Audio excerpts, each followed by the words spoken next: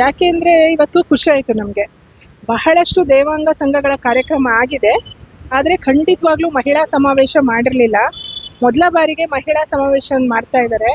ಅದೊಂದು ನಮಗೆ ಖುಷಿ ಆಯಿತು. ಅಷ್ಟೇ ಅಲ್ಲ, 300 ಸಾಧಕರನ್ನು ಸೇರಿಸಿದ್ದಾರೆ ಇವತ್ತು. ಕರ್ನಾಟಕ ರಾಜ್ಯದಾದ್ಯಂತ ಹಾವೇರಿ, ಮಡಿಕೇರಿ, ಎಲ್ಲೆಲ್ಲಿಂದ ಸಹ, ಕೊಡಗಿನವರಿಂದ ಹಿಡಿದು ಉತ್ತರ ಕರ್ನಾಟಕದ ಬಹಳಷ್ಟು ಮಂದಿ, ಮತ್ತು ನಮ್ಮ ಹೆಣ್ಮಕ್ಳಲ್ಲಿ ಮೊದಲನೇ ಬಾರಿಗೆ ಮೇಯರ್ ಆಗಿರುವಂಥ ಬೆಳಗಾಮಿಂದ ಒಂದು ಚಿಕ್ಕ ಮಹಿಳೆ, ಕೆನಡಾದಿಂದ ಒಬ್ಬರು ಬ್ಯೂಟಿ ಕಾಂಟೆಸ್ಟಲ್ಲಿ ಗೆದ್ದಿರೋರು, ಹೀಗೆ ತುಂಬ ಜನ ಬಂದಿದ್ದಾರೆ.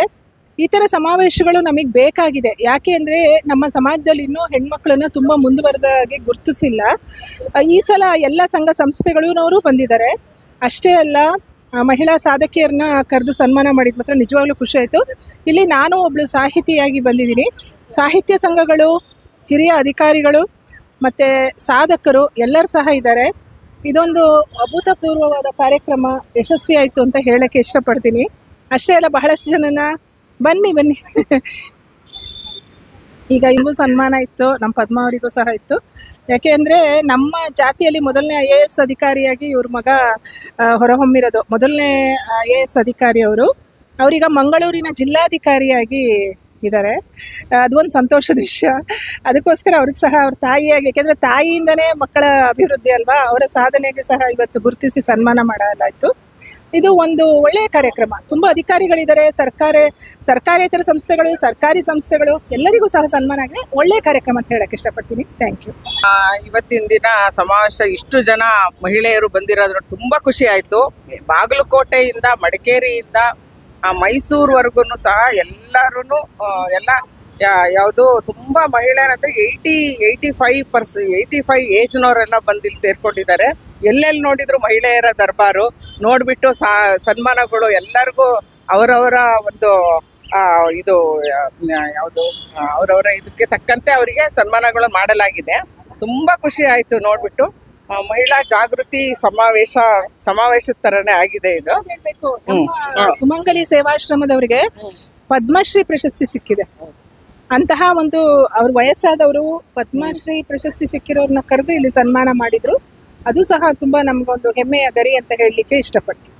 ನಮ್ಮ ಹೆಮ್ಮೆಯ ಸಚಿವೆ ಅಂತ ಹೇಳಿದ್ರೆ ತಪ್ಪಾಗಲಾರ್ದು ಉಮಾಶ್ರೀ ಅವರು ನೇತೃತ್ವದಲ್ಲಿ ಈ ಒಂದು ಸಮಾರಂಭ ಅದ್ದೂರಿಯಾಗಿ ನಡೆದಿದೆ. ಎಲ್ಲರೂ ನಮ್ಮ ದೇವಾಂಗ ಗುರುಗಳ ದಯಾನಂದಪುರಿ ಸ್ವಾಮೀಜಿ ಅವರು ಸಹ ಈ ಸಭೆಗೆ ಆಗಮಿಸಿದ್ರು. ಇವರೆಲ್ಲ ಹಾಜರಾತಿಯಲ್ಲಿ ಒಟ್ಟಾರೆ ಈ ಕಾರ್ಯಕ್ರಮ ಯಶಸ್ವಿಯಾಗಿ ಪೂರ್ಣಗೊಂಡಿದೆ. ಮೇಡಮ್, ಕೆಲವರು ಬಂದು ಹೇಳ್ತಾ ಇದ್ರು ಚಿತ್ರದುರ್ಗ ಬಂದಿದ್ರು, ವ್ಯವಸ್ಥೆ ಸರಿ ಇಲ್ಲ, ಮತ್ತೆ ನಮಗೆ ಕರೆದು ಸನ್ಮಾನ ಮಾಡಿದ್ದಾರೆ, ವ್ಯವಸ್ಥೆ ಚೆನ್ನಾಗಿಲ್ಲ ಅಂತ ಹೇಳಿ. ಇಲ್ಲ, ಚೆನ್ನಾಗಿತ್ತು. ಅಂದ್ರೆ 350 ಜನಕ್ಕೆ ಅರೇಂಜ್ ಮಾಡಿರೋದ್ರಿಂದ ಎಲ್ಲರನ್ನೂ ಒಬ್ಬೊಬ್ರನ್ನೇ ಕರೆದು ಮಾಡ್ಲಿಕ್ಕೆ ಆಗೋದಿಲ್ಲ. ಒಂದೊಂದ್ ಸರಿಗೆ 15 ಜನ 20 ಜನ ನಾವು ಅದರಲ್ಲೇ ಸನ್ಮಾನ ಮಾಡಿಸ್ಕೊಂಡಿದೀವಿ. ಅವ್ರಿದು ನಾವಿದು ಅಂತ ಏನಿಲ್ಲ. ಈಗ ನಾವು ಉನ್ನತ ಅಧಿಕಾರಿ ಅಮ್ಮನೂ ಆಗಿ, ಇವರು ಉನ್ನತ ಅಧಿಕಾರಿ ಪತ್ನಿ ಆಗಿ, ಅವರು ನಾವೇ ಮೇಲೂ ನೀವು ಕೇಳು ಅಂತ ಏನಿಲ್ಲ. ಇಲ್ಲಿ ಎಲ್ಲರೂ ಅಂದ್ರೆ ಒಂದು ಸರಿಗೆ 15 ಜನ 20 ಜನ ಕೂರಿಸ್ಬಿಟ್ಟು ಸನ್ಮಾನ ಮಾಡಿದ್ದಾರೆ. ಚೆನ್ನಾಗಿತ್ತು, ಹೇಳೋದು ಏನು ತೊಂದರೆ ಇಲ್ಲ.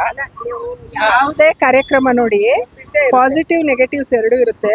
ಪಾಪ ದೂರದಿಂದ ಬಂದವ್ರಿಗೆ ಅನಿಸ್ಬೋದು, ತುಂಬ ಆಸೆಯಿಂದ, ತುಂಬ ದೂರದಿಂದ, ನಾವಂದರೆ ಬೆಂಗಳೂರಲ್ಲಿ ಇರ್ತೀವಿ, ಅವ್ರಿಗೆ ಊಟ ವ್ಯವಸ್ಥೆ, ತಿಂಡಿ ವ್ಯವಸ್ಥೆ ಅದೆಲ್ಲ ಸ್ವಲ್ಪ ತೊಂದರೆ ಆಗಿದೆ ಅಂತ ಕಾಣುತ್ತೆ. ಬಟ್ ನಾವಿಲ್ಲೇ ಇರೋದ್ರಿಂದ ನಮಗೆ ಗೊತ್ತಾಗಲಿಲ್ಲ. ಎಲ್ಲ ಸಮಾವೇಶದಲ್ಲೂ ಪ್ಲಸ್ ಆ್ಯಂಡ್ ಮೈನಸ್ ಇದ್ದೇ ಇರುತ್ತೆ, ಅದನ್ನು ನಾವು ಒಪ್ಕೋಬೇಕು. ಆದರೆ ಒಂದು ಮಹಿಳೆಯರನ್ನು ಇಷ್ಟು ಸೇರಿಸಿ ಒಂದು ಜಾಗೃತಿಯನ್ನು ಉಂಟು ಮಾಡಿದ್ರಲ್ಲ, ಮಹಿಳೆಯರಿಗೆ ವೇದಿಕೆಯನ್ನು ಕೊಟ್ಟರಲ್ಲ, ಅದಕ್ಕೆ ನಾವು ಥ್ಯಾಂಕ್ಸ್ ಹೇಳಿ. ನನ್ನ ಹೆಸರು ಶಾಂತಾ ಜಯನಂದ್, ಬೆಂಗಳೂರು. ಮೂರ್ತಿ, ಬೆಂಗಳೂರು, RR ನಗರ. ಬೆಂಗಳೂರಿಂದ. ನನ್ನ ಹೆಸರು ರೇವಣ್ಣ ಉಮಾದೇವಿ ಅಂತ. ನಾನು ಹಾರ್ಟಿಕಲ್ಚರ್ ಡಿಪಾರ್ಟ್ಮೆಂಟಲ್ಲಿ ಟೈಪಿಸ್ಟ್ ಆಗಿ ಬಿಲಿಯರ್ಡ್ಸ್ ಆಡಿ ಸ್ಟೇಟು, ನ್ಯಾಷನಲ್ಸು, ವರ್ಲ್ಡ್ ಚಾಂಪಿಯನ್ ಆಗಿದ್ದೇನೆ. ಆ ಒಂದು ದಿಶೆಯಲ್ಲಿ ನನ್ನನ್ನು ಕರೆದು ನನಗೆ ಸನ್ಮಾನ ಮಾಡಿದ್ದಾರೆ. ಅದಕ್ಕೆ ನನ್ನ ಒಂದು ತುಂಬ ಹೃದಯದ ಧನ್ಯವಾದಗಳನ್ನ ಹೇಳಕ್ಕೆ ಇಷ್ಟಪಡ್ತೀನಿ.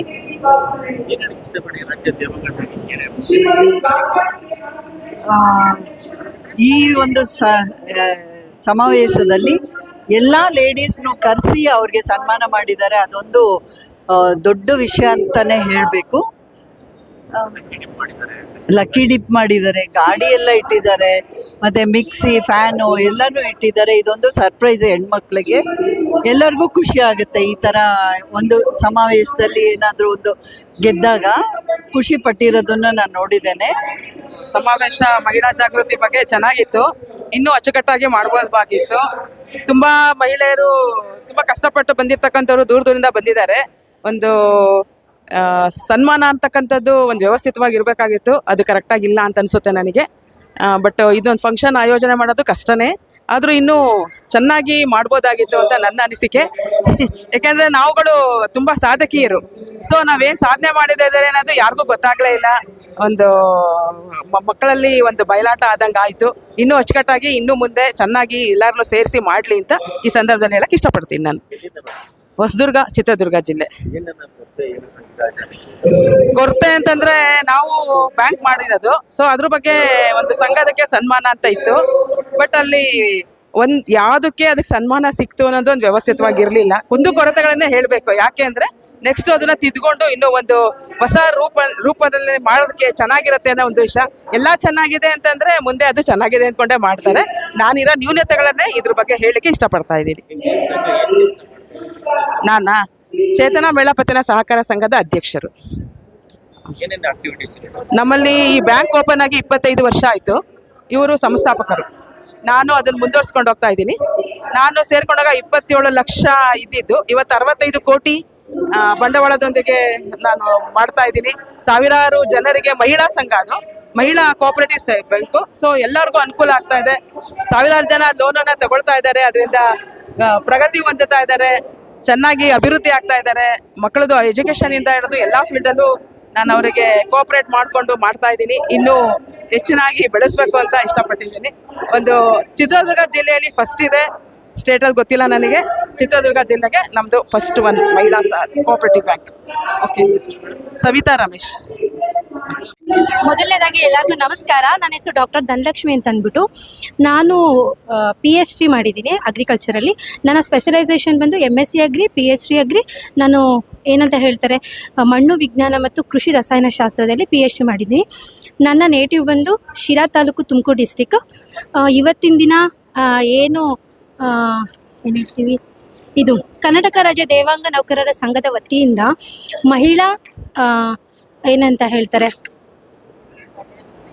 ಸೇವಾ ರತ್ನ ಪ್ರಶಸ್ತಿ ಅವಾರ್ಡ್ನ ನನಗೆ ಸ್ಪಾನ್ಸರ್ ಮಾಡಿದ್ದಾರೆ.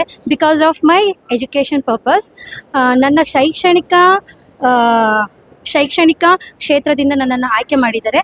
ಯಾಕೆಂದರೆ ನಾನು ನಮ್ಮ ಏನಂತ ಹೇಳ್ತೀವಿ ದೇವಾಂಗ ಸಮುದಾಯದಲ್ಲಿ ಅತಿ ಹೆಚ್ಚಾಗಿ ಓದಿರೋ ಸಂಖ್ಯೆ ಬಹಳ ಕಡಿಮೆ ಇದೆ. ಅದರಲ್ಲೂ ಒಬ್ಬ ಮಹಿಳೆಯಾಗಿ ನಾನು ಈ PhD ಪದವಿಯನ್ನು ಮುಗಿಸಿದ್ದೀನಿ. ತುಂಬ ತೊಡಕುಗಳ ಮಧ್ಯೆ ಈ PhDನ ಮುಗಿಸಿದ್ದೀನಿ.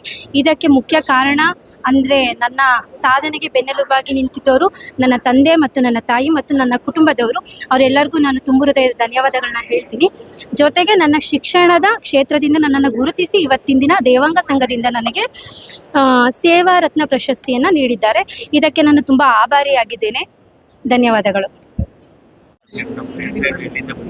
ನಾವು ನಮ್ಮ ಹೆಸರು ರಾಜಲಕ್ಷ್ಮಿ ಅಂತ. ನಾವು ಕಬ್ಬನ್ಪೇಟೆಯಿಂದ ಬಂದಿದ್ದೀವಿ.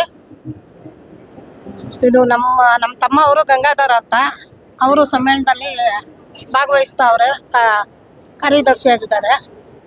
ಅವ್ರ ಕಡೆಯಿಂದ ನಾವೆಲ್ಲ ಬಂದಿದ್ದೀವಿ. ನಾವು ಅವ್ರ ತಂಗಿದ್ದೀರು.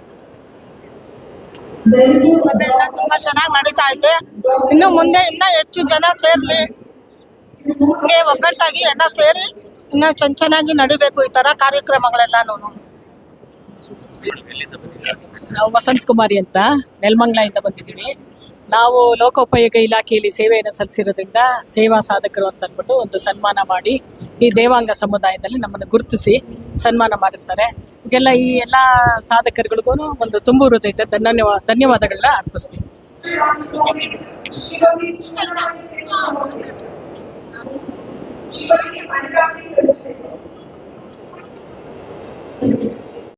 ನನ್ನ ಹೆಸರು ಸುಧಾಮಣಿ ಅಂತ.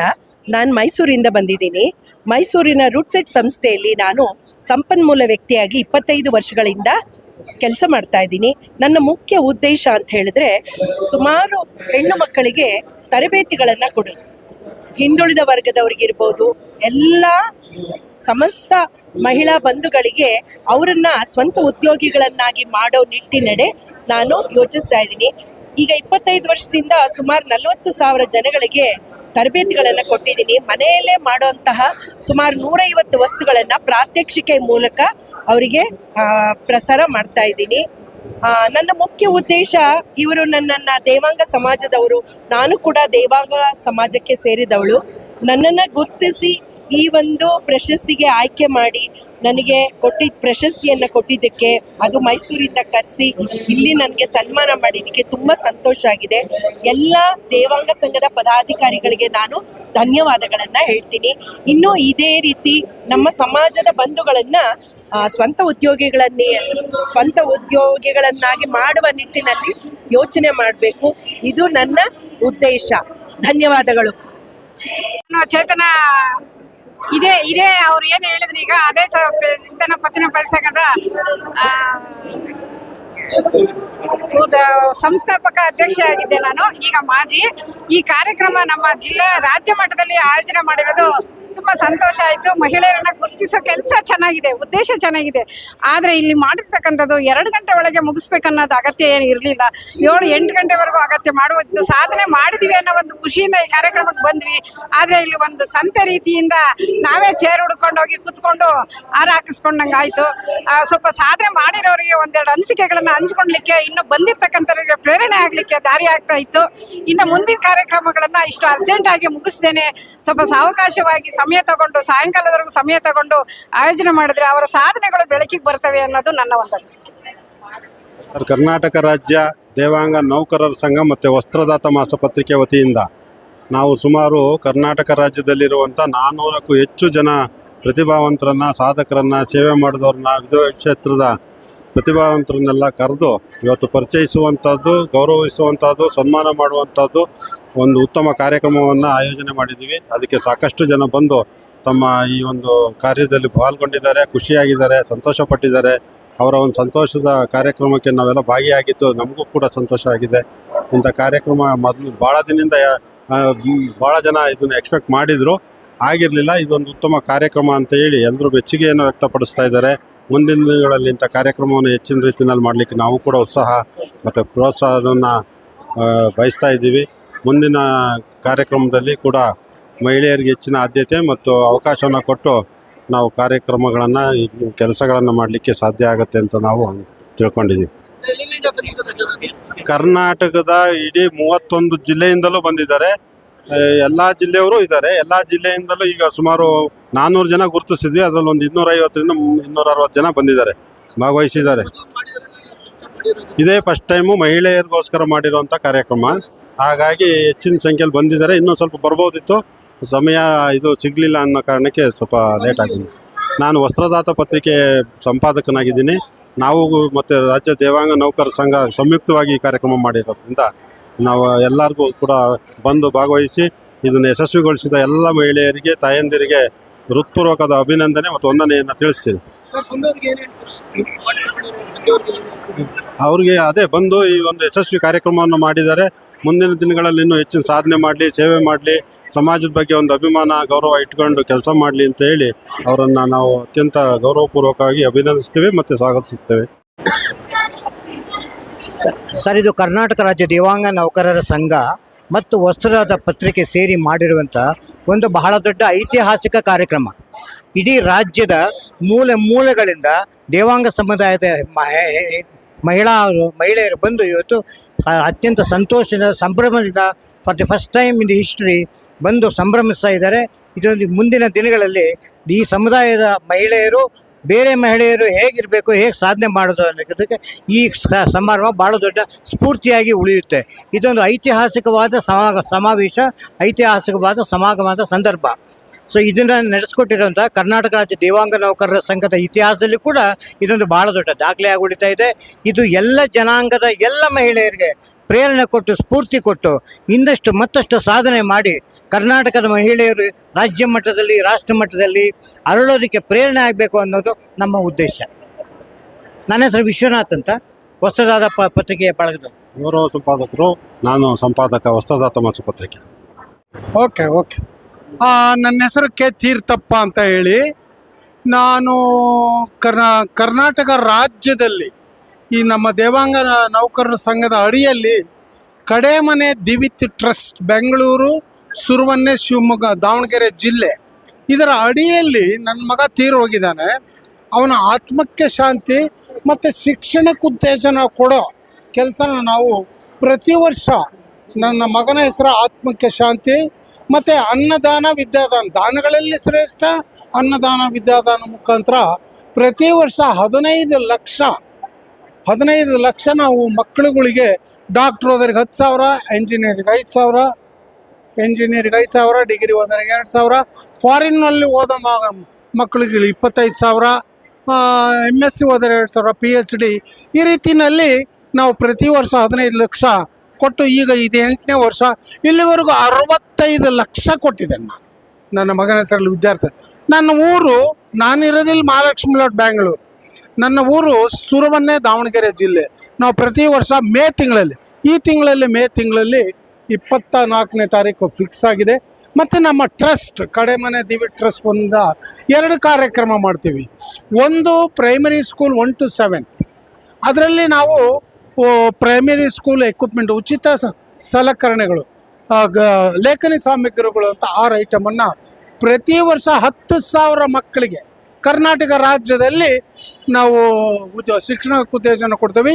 ಇದರಲ್ಲಿ ನಮ್ಮ ಕರ್ನಾಟಕ ರಾಜ್ಯ ದೇವಾಂಗ ನೌಕರ ಸಂಘದ ಅಡಿಯಲ್ಲಿ ಮಹಿಳೆಯರಿಗೋಸ್ಕರ 50% ನಾವು ಹಣನ ನಮ್ಮ ಮಹಿಳೆಯರು ಮುಂದಿನ ಪೀಳಿಗೆಯ ರೂವಾರಿಗಳು, ಆ ರೀತಿಯಲ್ಲಿ ಅವರಿಗೆ ನಾವು ಶೈಕ್ಷಣಿಕವಾಗಿ moral and financially we are supporting in throughout state ಇನ್ ಕರ್ನಾಟಕ.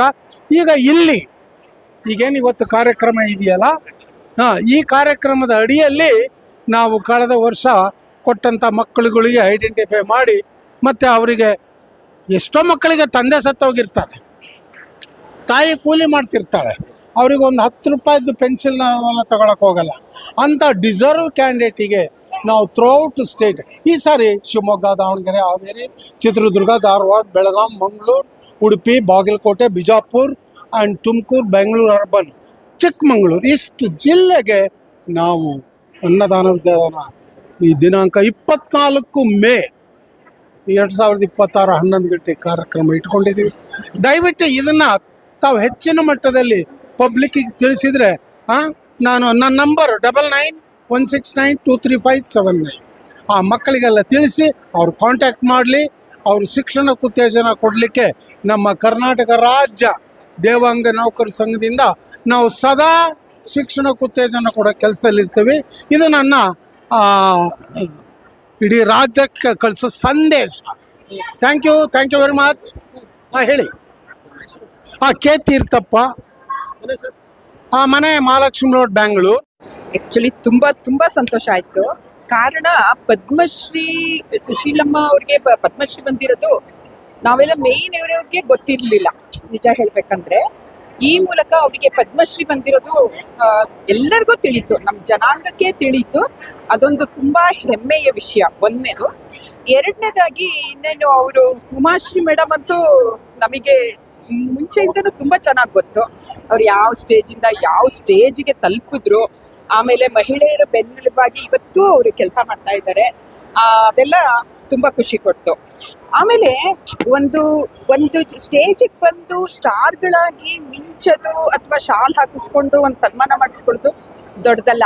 ಇಲ್ಲಿ ಸಾಮಾನ್ಯ ಮಹಿಳೆಯರನ್ನು ಗುರುತಿಸಿ ಅವ್ರದ್ದು ಅಚೀವ್ಮೆಂಟ್ಗೂ ಬೆಲೆ ಕೊಟ್ಟು ಎಲ್ಲರಿಗೂ ಕರೆದು ಬಿಟ್ಟು ಹಾರ ಹಾಕಿ ಸನ್ಮಾನ ಮಾಡಿ, ಜೀವನದಲ್ಲಿ ಒಂದ್ಸಲ ಸ್ಟೇಜ್ ಮೇಲೆ ಕರೆದು ಬಿಟ್ಟು ಸ್ಟೇಜ್ ಮೇಲೆ ಹಾರ ಹಾಕಿಸ್ಕೊಂಡು ಸನ್ಮಾನ ಮಾಡಿಸ್ಕೋಬೇಕು ಅಂತ ಪ್ರತಿಯೊಬ್ಬರಿಗೂ ಇರುತ್ತೆ. ಮನ್ನಣೆಯ ದಾಹ ಎಲ್ಲದಕ್ಕೂ ತೀಕ್ಷ್ಣ, ತಿನ್ನುವುದಾತ್ಮವನ್ನೇ ಮಂಕುತಿಮ್ಮ ಅಂತ ಹೇಳಿ DVG ಅವರು ಹೇಳಿದ್ದಾರೆ. ಹಾಗಾಗಿ ಸಾಮಾನ್ಯ ಮಹಿಳೆಯರಿಗೂ ಅಲ್ಲಿ ಒಂದು ಸಂತೋಷ, ಅವ್ರದ್ದು ಒಂದು ನಗು ನನಗೆ ತುಂಬ ಖುಷಿ ಕೊಡ್ತು. ಅದು ತುಂಬ ಇಂಪಾರ್ಟೆಂಟು ಸಹ. ಯಾಕೆಂತಂದರೆ ಒಂದು ಕುಟುಂಬ ನಡಿಬೇಕು ಅಂತಂದರೆ ಮಹಿಳೆಯರದು ಅಲ್ಲಿ ಕಾಣದೇ ಇರುವ ಶ್ರಮ ತುಂಬ ಇರುತ್ತೆ. ಒಂದು ಸಮಾಧಾನ ಆಗಲಿ, ಒಂದು ಮನೆ ನಡೆಸೋ ರೀತಿ ಆಗಲಿ, ಒಬ್ಬ ಪುರುಷ ಹೊರಗಡೆ ಒಂದು ಸಕ್ಸಸ್ ಆಗೋದಕ್ಕೆ ಕಾಣದೇ ಇರುವಂತಹ ಮಹಿಳೆಯರ ಶ್ರಮ ತುಂಬ ಇರುತ್ತಲ್ಲಿ. ಅದ್ರನ್ನು ಮೀರಿ ಬೆಳೆದವರು ತುಂಬ ಜನ ಇವತ್ತು ಬೆಳಕಿಗೆ ಬಂದಿದ್ದಾರೆ ನಮ್ಮ ಸಮುದಾಯದಲ್ಲಿ. ಅದು ನನಗೆ ತುಂಬ ಖುಷಿ ಕೊಡ್ತು. ಇಷ್ಟು ಈಗ ಸುಮಾರು ವರ್ಷಗಳಿಂದ ಪ್ರಾರಂಭ ಆದಾಗಲಿಂದ ಕೆಲವು ಕಾರ್ಯಕ್ರಮಗಳನ್ನು ಮಾತ್ರ ಮಾಡಿದ್ವಿ. ಅಂದರೆ ಅದು ನಮ್ಮದು ಪ್ರತಿಭಾ ಪುರಸ್ಕಾರ ಇರ್ಬೋದು ಅಥವಾ ದಾಸಿಮಯ್ಯ ಅವರ ನೆನಪಿನಲ್ಲಿ ಮಾಡಿದಂಥ ಕಾರ್ಯಕ್ರಮಗಳಿರ್ಬೋದು. ಆದರೆ ಇದೊಂದು ವಿನೂತನವಾದ ಕಾರ್ಯಕ್ರಮ ಇವತ್ತು. ಯಾಕೆಂತಂದರೆ ಮಹಿಳೆಯರನ್ನು ಗುರುತಿಸಿಬಿಟ್ಟು ಅವ್ರು ಯಾವ ಕ್ಷೇತ್ರದಲ್ಲಿ ಏನಾದ್ರು ಒಂದು ಒಂದು ಮನೆಯನ್ನ ಜವಾಬ್ದಾರಿ ತಗೊಳ್ಳೋದು ಕೂಡ ಒಂದು ಸಾಧನೆ. ಅವರಿಗೆ ನಮಗೆ ಗೊತ್ತಾಗೋದಿಲ್ಲ, ಅದನ್ನ ಒಂದು ಕುಟುಂಬ ನಡೆಸೋದು ಕೂಡ ಒಂದು ಸಾಧನೆ. ಹಾಗೆ ಮಹಿಳೆಯರನ್ನ ಇಲ್ಲಿ ಕರೆದು ಬಿಟ್ಟು ಇಲ್ಲಿ ಅವರಿಗೆ ಒಂದು ಗೌರವವನ್ನು ಅರ್ಪಿಸಿದ್ದು ಇವತ್ತು ತುಂಬಾ ಖುಷಿ ಕೊಡ್ತಾ ಇದೆ. ನಿಜವಾಗ್ಲೂ ಇದು ನಮಗೆ ಸ್ಫೂರ್ತಿ ಕೊಟ್ಟಿದೆ. ಮುಂದೆ ಇನ್ನೂ ಹೆಚ್ಚಿನ ಕಾರ್ಯಕ್ರಮಗಳು ಈ ರೀತಿ ಮಾಡ್ಬೋದು ಅಂತ ಹೇಳಿ ತುಂಬಾ ಸಂತೋಷ ಆಯ್ತು.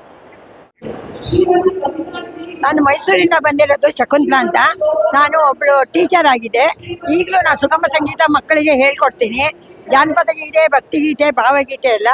ಆದರೆ ನೀವು ಬೆಂಗಳೂರಿಂದ ನನ್ನನ್ನು ಆಯ್ಕೆ ಮಾಡಿ ನನಗೆ ಈ ಪ್ರಶಸ್ತಿ ಕೊಟ್ಟಕ್ಕೆ ತುಂಬ ತುಂಬ ಧನ್ಯವಾದಗಳು. ಇದೇ ರೀತಿ ದೇವಾಂಗರವರು ಯಾವುದು ಮುಂದುವರಲಿ ಅಂತ ಜೈ ಅಂತೀನಿ. ಮತ್ತು ನಮಗೆ ಏನು ಅಂತ ಅಂದರೆ, ಹೆಣ್ಣು ಮಕ್ಕಳಿಗೆ ಇಷ್ಟೊಂದು ಪ್ರೋತ್ಸಾಹ ಕೊಟ್ಟು ಸಹನೆಯಿಂದ ನಾವು ತೋರಿಸ್ಕೊಳ್ತಾ ಇದ್ದಕ್ಕೆ ನಮಗೆ ಬಹಳ ಬಹಳ ಸಂತೋಷ ಆಗ್ತಿದೆ. ನಮಗೆ ಇಷ್ಟು ಮಾತಾಡೋಕ್ಕೆ ಅವಕಾಶ ಕೊಟ್ಟಿಗೆ ಧನ್ಯವಾದಗಳು. ನಾನು ಮೈಸೂರಿನ ಮಹಿಳಾ ಸಮಾಜದ ಅಧ್ಯಕ್ಷರು. ನಾನು 1981ರಿಂದನೂ ಸೇವೆ ಸಲ್ಲಿಸ್ತಾ ಬಂದಿದ್ದೀನಿ. ಇವತ್ತಿಲ್ಲಿ ಬೆಂಗಳೂರಲ್ಲಿ ರವೀಂದ್ರ ಕಲಾಕ್ಷೇತ್ರದಲ್ಲಿ ನಮ್ಮನ್ನು ಕರೆದು ಈ ರೀತಿ ಸನ್ಮಾನ ಮಾಡಿದ್ದಾರೆ. ಅದರಿಂದ ನಮಗೆ ತುಂಬ ಸಂತೋಷ ಆಗಿದೆ. ಜೈ ನೇಕಾರ, ಜೈ ದೇವಾಂಗ, ಜೈ ನೇಕಾರ, ಜೈ ದೇವಾಂಗ. ನನ್ನ ಸ್ಟಡೀಸ್ ಬಗ್ಗೆ ಅಂದರೆ ನನ್ನ ಎಜುಕೇಷನ್ ಬಗ್ಗೆ ಹೇಳಬೇಕಾದ್ರೆ BSc ನಾನು ಅಗ್ರಿಕಲ್ಚರಲ್ಲಿ BScನ ಮಾಡಿದ್ದೀನಿ. ತದನಂತರ MSc ಅಗ್ರಿಕಲ್ಚರ್ ಮಣ್ಣು ವಿಜ್ಞಾನದಲ್ಲಿ ನಾನು MSc ಅಗ್ರಿಕಲ್ಚರ್ನ ಮಾಡಿದ್ದೀನಿ. ತದನಂತರ ನಾನು ಡಾಕ್ಟರೇಟ್ ಅಂದರೆ PhDನ ಸಾಯಿಲ್ ಸೈನ್ಸ್ ಅಂದರೆ ಮಣ್ಣು ವಿಜ್ಞಾನ ಮತ್ತು ಕೃಷಿ ರಸಾಯನಶಾಸ್ತ್ರದಲ್ಲಿ ನಾನು PhDನ ಮುಗಿಸಿದ್ದೀನಿ. ಈ ಥರ ಅಂದರೆ ಕೃಷಿಯಲ್ಲಿ ನಾನು ಅದಕ್ಕೆ ಸಾಧನೆಯನ್ನು ಮಾಡಿರೋದು ಕಾರಣ ನಮ್ಮ ತಂದೆ ತಾಯಿಗಳು. ಅದರ ಫಲಾನುಭವವಾಗಿ ನಾನು ಇವತ್ತು ದೇವಾಂಗ ಸಂಘದಿಂದ ನಾನು ಸೇವಾ ಪ್ರಶಸ್ತಿಯನ್ನು ಪಡೆದುಕೊಂಡಿದ್ದೀನಿ. ಇದಕ್ಕೆ ನನ್ನ ತಂದೆ ತಾಯಿಗೂ ಹಾಗೂ ದೇವಾಂಗ ಸಮಾಜದ ಎಲ್ಲ ಪದಾರ್ಥಿಗಳಿಗೂ ತುಂಬ ಹೃದಯ ಧನ್ಯವಾದಗಳನ್ನ ಹೇಳಲಿಕ್ಕೆ ಇಷ್ಟಪಡ್ತೀನಿ. ಸೂಪರ್.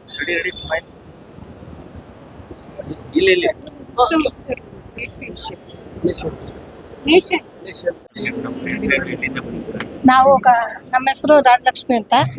ನಾವು ಕಬ್ಬನ್ಪೇಟೆಯಿಂದ ಬಂದಿದ್ದೀವಿ. ಇದು ನಮ್ಮ ತಮ್ಮ ಅವರು ಗಂಗಾಧರ ಅಂತ. ಅವರು ಸಮ್ಮೇಳನದಲ್ಲಿ ಭಾಗವಹಿಸ್ತಾವ್ರೆ, ಕಾರ್ಯದರ್ಶಿಯಾಗಿದ್ದಾರೆ. ಅವ್ರ ಕಡೆಯಿಂದ ನಾವೆಲ್ಲ ಬಂದಿದ್ದೀವಿ. ನಾವು ಅವ್ರ ತಂಗಿದ್ದೀವಿ. ಸಮ್ಮೇಳನ ತುಂಬಾ ಚೆನ್ನಾಗಿ ನಡೀತಾ ಐತೆ. ಇನ್ನು ಮುಂದೆ ಹೆಚ್ಚು ಜನ ಸೇರ್ಲಿ, ಹಿಂಗೆ ಒಗ್ಗಟ್ಟಾಗಿ ಎಲ್ಲ ಸೇರಿ ಇನ್ನೂ ಚೆನ್ನಾಗಿ ನಡಿಬೇಕು ಈ ತರ ಕಾರ್ಯಕ್ರಮಗಳೆಲ್ಲಾನು. ನಾವು ವಸಂತ್ ಕುಮಾರಿ ಅಂತ ನೆಲಮಂಗಲದಿಂದ ಬಂದಿದ್ದೀವಿ. ನಾವು ಲೋಕೋಪಯೋಗ ಇಲಾಖೆಯಲ್ಲಿ ಸೇವೆಯನ್ನು ಸಲ್ಲಿಸಿರೋದ್ರಿಂದ ಸೇವಾ ಸಾಧಕರು ಅಂತ ಅಂದ್ಬಿಟ್ಟು ಒಂದು ಸನ್ಮಾನ ಮಾಡಿ ಈ ದೇವಾಂಗ ಸಮುದಾಯದಲ್ಲಿ ನಮ್ಮನ್ನು ಗುರುತಿಸಿ ಸನ್ಮಾನ ಮಾಡಿರ್ತಾರೆ. ಈಗೆಲ್ಲ ಈ ಎಲ್ಲ ಸಾಧಕರುಗಳಿಗೂ ಒಂದು ತುಂಬ ಹೃದಯದ ಧನ್ಯವಾದಗಳನ್ನ ಅರ್ಪಿಸ್ತೀವಿ. ನಾನು ಮೈಸೂರಿಂದ ಬಂದಿರೋದು ಶಕುಂತಲಾ ಅಂತ. ನಾನು ಒಬ್ಳು ಟೀಚರ್ ಆಗಿದೆ. ಈಗಲೂ ನಾನು ಸುಗಮ ಸಂಗೀತ ಮಕ್ಕಳಿಗೆ ಹೇಳ್ಕೊಡ್ತೀನಿ. ಜಾನಪದ ಗೀತೆ, ಭಕ್ತಿಗೀತೆ, ಭಾವಗೀತೆ ಎಲ್ಲ. ಆದರೆ ನೀವು ಬೆಂಗಳೂರಿಂದ ನನ್ನನ್ನು ಆಯ್ಕೆ ಮಾಡಿ ನನಗೆ ಈ ಪ್ರಶಸ್ತಿ ಕೊಟ್ಟಕ್ಕೆ ತುಂಬ ತುಂಬ ಧನ್ಯವಾದಗಳು. ಇದೇ ರೀತಿ ದೇವಾಂಗರವರು ಯಾವುದು ಮುಂದುವರಲಿ ಅಂತ ಜೈ ಅಂತೀನಿ. ಮತ್ತು ನಮಗೆ ಏನು ಅಂತ ಅಂದರೆ, ಹೆಣ್ಣು ಮಕ್ಕಳಿಗೆ ಇಷ್ಟೊಂದು ಪ್ರೋತ್ಸಾಹ ಕೊಟ್ಟು ಸಹನೆಯಿಂದ ನಾವು ತೋರಿಸ್ಕೊಳ್ತಾ ಇದ್ದಕ್ಕೆ ನಮಗೆ ಬಹಳ ಬಹಳ ಸಂತೋಷ ಆಗ್ತಿದೆ. ನಮಗೆ ಇಷ್ಟು ಮಾತಾಡೋಕ್ಕೆ ಅವಕಾಶ ಕೊಟ್ಟಿಗೆ ಧನ್ಯವಾದಗಳು.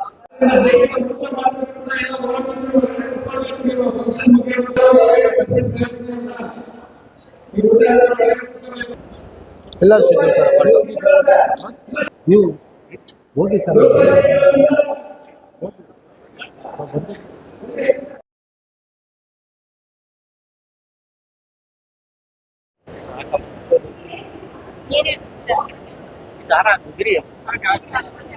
ಅವಾರ್ಡ್ ಬಗ್ಗೆ ಹೇಳಿ ಬನ್ನಿ ನೀವು. ಮಕ್ಕಳ ಹೈಯರ್ ಎಜುಕೇಷನ್, ಮಗಳ ಮದುವೆ, ಕನಸಿನ ಸ್ವಂತ ಮನೆ, ಇದಕ್ಕೆಲ್ಲ ಹೆಂಗೆ ಹಣ ಹೊಂದಿಸ್ಬೇಕಂತ ಟೆನ್ಷನಲ್ಲಿ ಇದ್ದೀರಾ? ಇರೋ ಚಿನ್ನನ ಅಡ ಬಿಟ್ರೆ ಬಡ್ಡಿ ಮೇಲೆ ಬಡ್ಡಿ ಕಟ್ಟಬೇಕು. ಮಾರಿಬಿಡೋಣ ಅಂದ್ರೆ ಅರ್ಧಕ್ಕರ್ಧ ಕೇಳ್ತಾರಂತ ಆತಂಕದಲ್ಲಿದ್ದೀರಾ? ಟೆನ್ಷನ್ ಬಿಡಿ. ನೀವು ಅಡವಿಟ್ಟ ಚಿನ್ನವನ್ನ ಬಿಡಿಸಿ ನಿಮ್ಮಲ್ಲಿರೋ ಹಳೆ ಚಿನ್ನವನ್ನ ಇಂದಿನ ಆನ್ಲೈನ್ ರೇಟಿಗೆ ಕೊಂಡುಕೊಂಡು ತಕ್ಷಣ ನಿಮಗೆ ಬಾಕಿ ಹಣ ಕೊಡ್ತೀವಿ. ಕೋಟ್ಯಾಂತರ ಜನರ ಆತ್ಮವಿಶ್ವಾಸ ಹಿಂದೂಸ್ತಾನ್ ಗೋಲ್ಡ್ ಕಂಪನಿ. ಇದು ನಮ್ಮೆಲ್ಲರ ಕಂಪನಿ.